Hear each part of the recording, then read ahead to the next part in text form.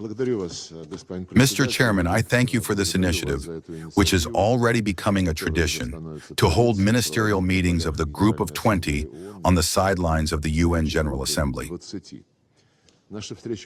Our meeting is taking place in the year of two epochal anniversaries. 80 years ago, with the key role of my country, German Nazism and Japanese militarism were crushed, with the People's Republic of China making a special contribution to the victory over the latter. This victory made it possible to establish the United Nations, which the Founding Fathers entrusted to save succeeding generations from the scourge of war and to promote social progress. Reliance on the principles enshrined in the UN Charter, in their entirety, totality, and interconnection, is the key to peaceful, progressive development of all states without exception, both large and small. Refusal to observe the principles of the Charter is an expression of neocolonial ambitions, which leads to growing global instability and multiplies regional conflicts. For decades, numerous crises in Africa have not been resolved, many of them inherited from colonial times, when borders were literally drawn with a ruler and without any consideration of ethno-confessional factors. Another vivid example is the crisis around Ukraine provoked by the West, through whose hands NATO and the EU have declared a real war on my country and are directly participating in it. In the same vein stands the escalation in the Middle East. The unprecedented, terrible humanitarian catastrophe in Gaza has already claimed the lives of 65,000 people.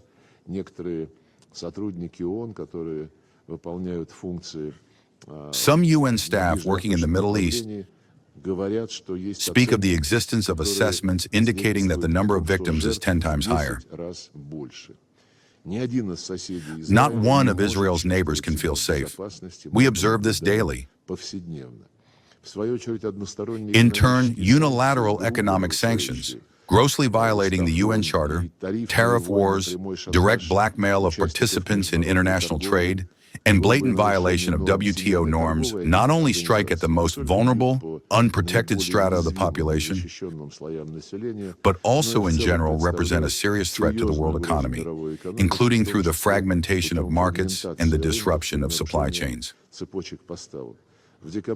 In December of this year, we will mark the 65th anniversary of the adoption by the UN General Assembly of the Declaration on the Granting of Independence to Colonial Countries and Peoples. It is obvious that the true democratization of world order and of international economic relations would serve the interests of all humanity. The steadily growing role and significance of such global governance structures as BRICS and the Shanghai Cooperation Organization is evidence of the emergence of a multipolar world and an example of equal diplomatic relations. The share of BRICS countries in global GDP by purchasing power parity, even before the expansion of the association, exceeded that of the Group of 7 by 2 times. At the BRICS Summit in Kazan in October 2024, concrete proposals were put forward for the creation of new settlement infrastructure, the formation of independent exchange and investment mechanisms. Work has begun on the establishment of the SCO Development Bank.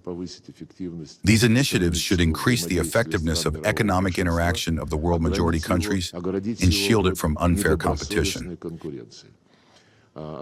I would especially note the large-scale potential of the Group of 20. Its composition reflects modern geopolitical realities.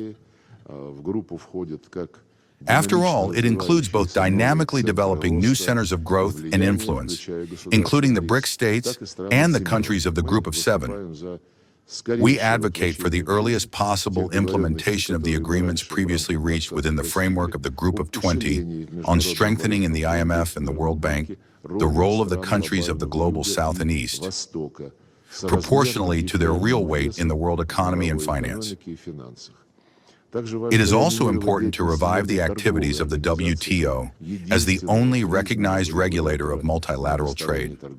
At the same time, we proceed from the fact that in its decisions, the Group of 20 must, as was originally conceived, focus on economic issues, without becoming involved in attempts to resolve questions of the military political agenda to the detriment of the prerogatives of the UN and its Security Council.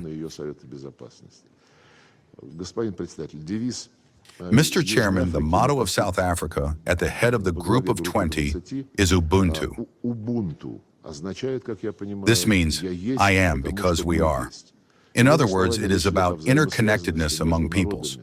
We hope that the upcoming November summit of the Group of 20 in Johannesburg will send a powerful signal in the spirit of this unifying philosophy and will become an important milestone in addressing the numerous problems of the present time.